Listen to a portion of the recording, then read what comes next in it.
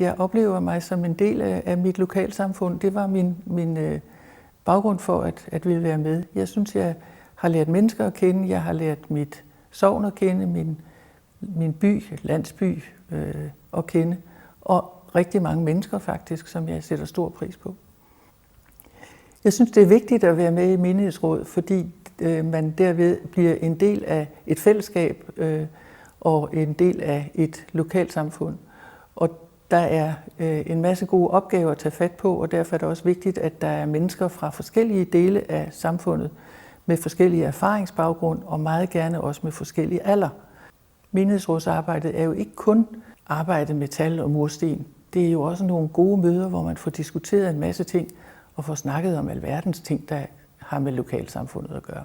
Det er vigtigt i et menighedsråd, at det repræsenterer hele sognet, og at det repræsenterer mennesker med forskellige baggrund og mennesker med forskellige erfaringer. Vi sidder også og tilrettelægger foredragsrække for eksempel. Hvad er det, vi skal have på? Hvad er det, der er vigtigt? Hvad er det, der optager folk? Og sådan. Det giver jo også personligt noget med hjem.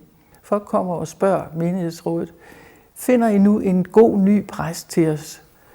Jamen det gør vi selvfølgelig, og man kan undre sig, for de, der spørger, er ikke nødvendigvis kirkegængere, men de synes, det er vigtigt, at vi gør det. Et af vores menighedsrådsmedlemmer sagde efter den seneste præsteansættelse, jeg har lært mere i løbet af den uge end hele mit liv om, hvad kristendom er.